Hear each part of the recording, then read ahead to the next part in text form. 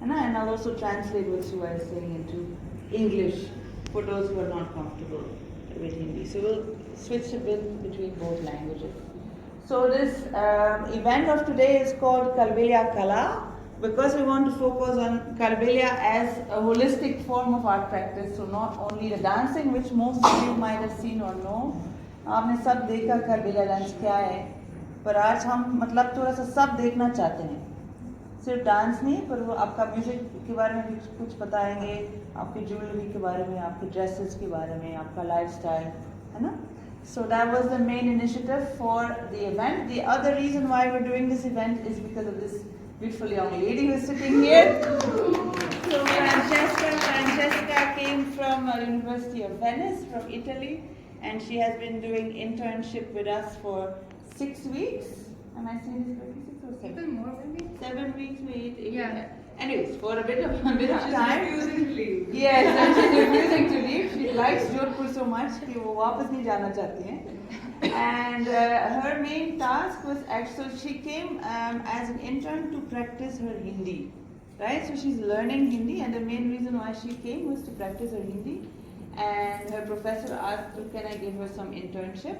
And so her task here was to sit with Suwa and collaboratively look at her jewelry and how she's making it, and also maybe how we can look at globalizing it somehow. So she did a combination of looking at the traditional jewelry and also look at how we can make maybe new pieces out of it, original pieces. तो हमने थोड़ा सा mix किया है, traditional जितनी भी jewelry है हम बाद में देखेंगे, ये भी किया है, थोड़ा सा इन्वेंटरी बनाया और उसके बाद नए डिज़ाइन भी बनाए, ठीक है?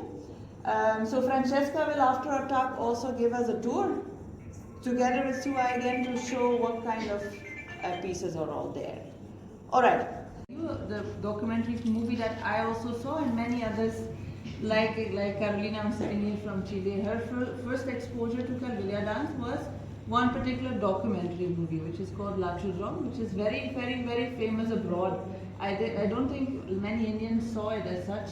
It's fully available on YouTube, by the way, for free, so you can watch it now. It was made in 1993, and Suwa, she was scouted to be in that documentary movie. She did auditions, but she was not selected. She was not selected, and she was very sad and very young, and she somehow made the musicians hide her in a trunk, and she illegally traveled with the troupe who was going for the documentary shooting, and she came out, ta-da! Here I am! Please take me anyways. And so in the end they did film her, and she became the main character of the documentary film. So it was a sweet coincidence that happened, and also because of that Kalbelia dance really picked up abroad and became very famous. Also for some other reasons, but it became very famous. And then she was talking a lot actually about her costuming and designing and their lifestyle and how they did not have gold or silver because they were nomadic, they were traveling around a lot and they did not have access to gold or silver, so they would make up their own ornamentations because women want to look pretty anyhow, and no matter what you have there, you want to look pretty. So they started to make their own jewelry by collecting all kinds of beads and pearls and all kinds of objects. There is also, you'll see a necklace with little wooden beads that they made themselves, and they started to make like what we would nowadays would call it in modern terms upcycling, right? So they would collect all kinds of things. Now it's very fashionable to say we do upcycling, but they would not naturally do that, right? They would naturally do that, find whatever they can and make collages of anything. So their dresses are like that, the jewelry is like that, but also the blankets that we're sitting on. Gudris are also very famous for their community, which is basically also collaging all kinds of fabrics that they find. Again, a very good example of upcycling, cutting everything into pieces and then stitching it all together with a very specific technique, right? So Suwa was saying that the dance became very famous. My main point in my research was that Kalbelia dance is an invented tradition, which means that Kalbelia dance did not exist in history. You don't have traces back to history proving that it is a long, very old traditional dance form. Rather, it was very specifically constructed in the 1980s to cater to national and international industries, right? So it was something that was again collaged by multiple people in multiple styles with multiple other artists like Langas and Manganyas. And it gradually evolved into what we nowadays all know. We all know one, the black costume, like what they are wearing, right? The black costume we all know. We all know the dance form for its fast spinning and upbeat tempo, and we also all know one famous song which is Kalu, which everybody knows and everybody hears it on repeat, and it seems like that is Kalbelia dance, right?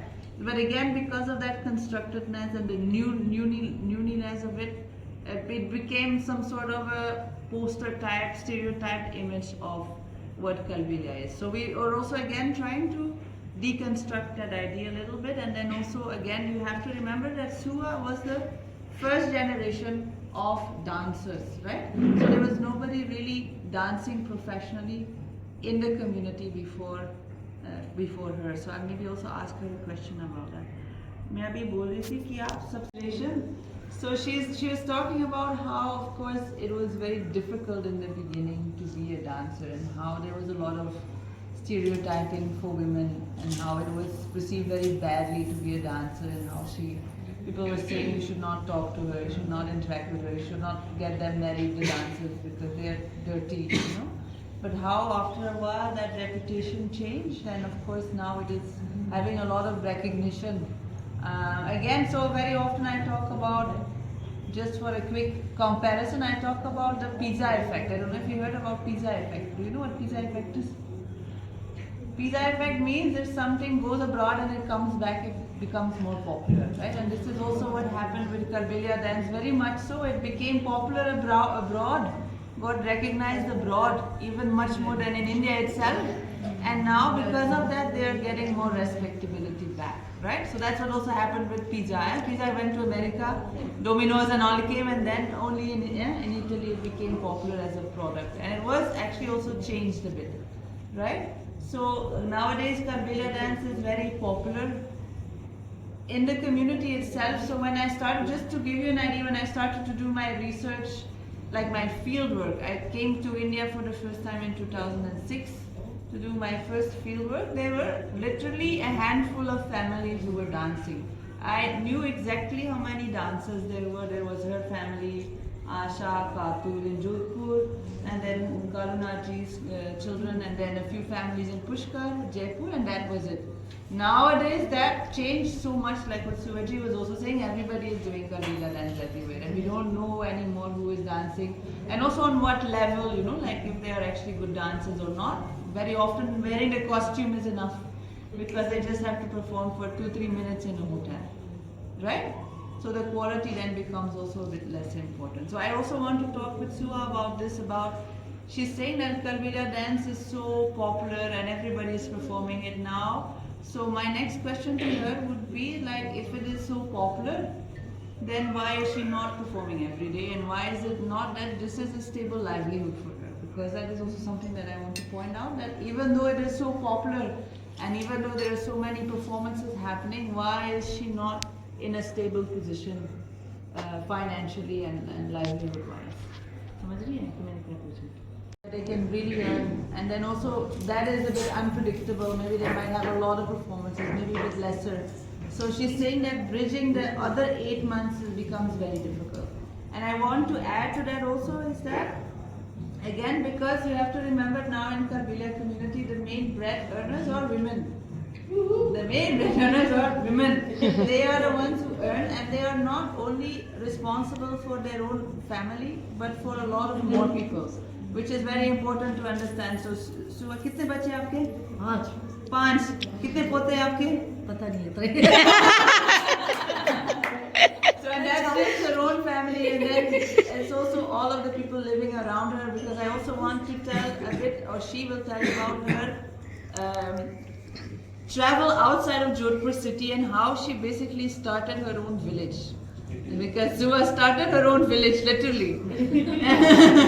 And so it also means again that she can have a very good season 4 months a year, but she's not only taking care of her 5 children and her, I don't know how many grandchildren, but also a lot of families that live around her, right? So Dola के बारे में कुछ बताओ. More in the outdoor space because in the city it became very congested. Again, when I went to Pratap Nagar the first time, it was still at the outskirts of Jodhpur, right? So they came and they settled at the outskirts of Jodhpur, but it totally got absorbed into the city. And now if you would go to Pratap Nagar, it's all small alleys where they live and it's very congested. So Suwa decided to go and move outside in a village, which is if you go to Mandor and then a little bit ahead, then you will see all of these, minories of the stonemasons, and it's actually just beyond that area. So she was also saying that most of the family members who are not into performing arts also work in those stone masonries. So she decided to move to that area and started to actually create her own village, right? So because she started to live there, and then some like other Kalbelia community members started to live around, and she really developed the entire village slowly, getting electricity, getting water, getting basic education, getting the roads approved, getting doctors and all of that. So again, you see how, the dance and the performing arts expanded and how she could actually maintain a big part of her community because of what she's doing through dance. But now also, and we'll come to the jewelry now. So I think I will also invite Francesca now to the stage. She can come and sit with us. Yeah, you can keep recording. Yeah. So Francesca, she came into the picture again because I already said that in the introduction. She's from University of Venice. She came here to practice Hindi, and I asked her specifically to come and look and sit with Suwa to see what all jewelry she's making, how she's making it, to do a basic documentation of how that functions. And I would bring her coffee and these kind of things. Shit, I should have asked you to do that. I just thought of an opportunity. And actually I had no idea about the Kalbelia community and the Kalbelia world, so for me it was really a discover. And the day after my arrival, Ayla tried to explain a little bit about this project and about this, like all the Kalbelia community. But of course I learned more just by sitting with Suwa. And in general I think that the project developed with the time, also with our interaction and all. So the day after I went for my first time to the village, and for me it was really an experience because it was my first time in India, first time in a village, and they picked me up with the motorcycle, which for me it was really an experience. She was like, I don't have a helmet. She bought one, by the way, the big pink one. And so yeah, the first day, also the communication was kind of difficult because my Hindi level was not great and still is not great. So we tried to communicate a little bit in Hindi and a little bit in English, but somehow we understand each other. And the first day they showed me the jewels, the traditional jewels that then we're gonna show. And then they also showed me how to make them, and I also tried to make them. It's kind of relaxing. And then, for some weeks, I used to go to the village almost every day, sit with them and try to think about more products. We also went together to the market to buy the beads, which was a wonderful experience for me. Also remember that first time I wanted some saffron colored beads, and so we went in 8 different shops only to find that particular color. And then we made the first sample of a necklace that I'm gonna show you after. And it took us a really long time to just make the first sample, but it was.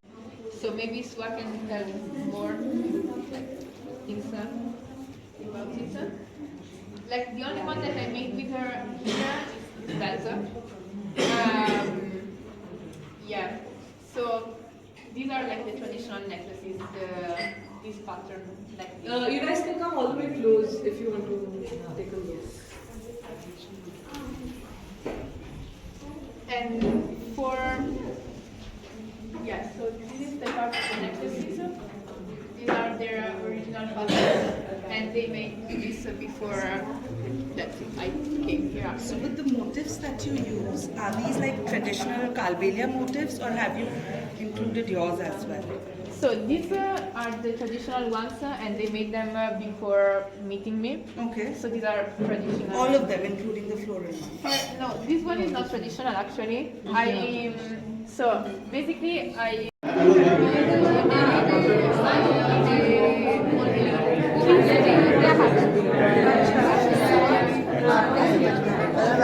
आप साथ में आप